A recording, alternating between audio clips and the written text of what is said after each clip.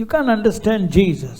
இயேசு கிறிஸ்துவை நாம் புரிந்து கொள்ளவே முடியாது. How can you understand the beginning and end coming inside to dwell inside the womb of a woman? எப்படி நாம் புரிந்து கொள்ள முடியும்? ஆதியும் அந்தமா இருக்கிறவர் ஒரு பெண்ணினுடைய கர்ப்பத்திலே உருவாகிறதை நம்மால் எப்படி புரிந்து கொள்ள முடியும்? Isn't it amazing?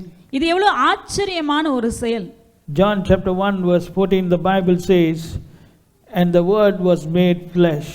யோவான் 1 அதிகாரம் 14 வசனத்திலே நாம் பார்க்கிறோம், வார்த்தை மாம்சமாக மாறியது. And the word was made flesh. அந்த வார்த்தை மாம்சமாகி. John chapter 1 verse 1, in the beginning was the word, and the word was with God, and the word was God. யோவான் 1 அதிகாரம் 1 வசனத்திலே பார்க்கிறோம், ஆதியிலே வார்த்தை இருந்தது, அந்த வார்த்தை தேவனிடத்தில் இருந்தது, அந்த வார்த்தை தேவனாய் இருந்தது. Now look at this. In the beginning was the word. ஆதியிலே வார்த்தை இருந்தது. So the word was there before the beginning. ஆகவே ஆரம்பம் உண்டாவதற்கு முன்பதாகவே வார்த்தை இருந்தது. The word was Jesus Christ. அந்த வார்த்தை தான் இயேசு கிறிஸ்து. He is the beginning, he is the end. அவரே ஆரம்பம், அவரே முடிவு.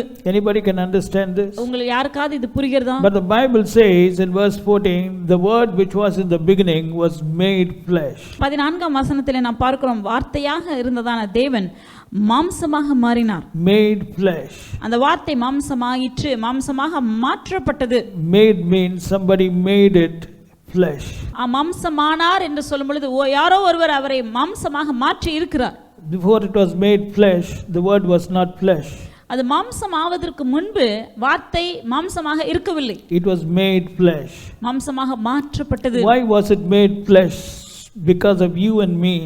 எதற்காக தேவன் மாம்சமாக மாறினார் என்றால் உங்களுக்காகவும் எனக்காகவும் தான். This is the great love of God. இதுதான் தேவனுடைய மகா பெரிய அன்பு.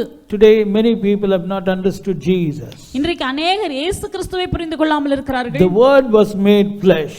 வார்த்தை மாம்சமாக மாறியது. The beginning and the end was made flesh. ஆதியும் அந்தமுமான தேவன் மாம்சமாக மாறினார். And went inside flesh, the womb of a flesh.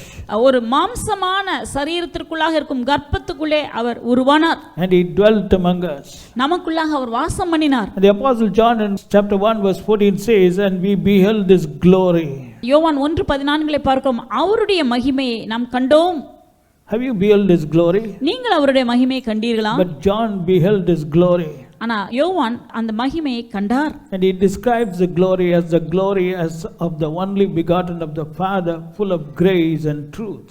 அந்த பிதாவுக்கு ஒரே பேரானவருடைய மகிமைக்கு ஏற்ற மகிமையாகவே இருந்தது, சத்தியத்தினாலும் கிருபையினாலும் நிறைந்தவராய் நமக்குள்ளே வாசம் பண்ணினார் என்று பார்க்கிறோம். So the beginning and the end was living in this world as flesh, and John could behold his glory, and he says we beheld. That means he's including some other people along with him.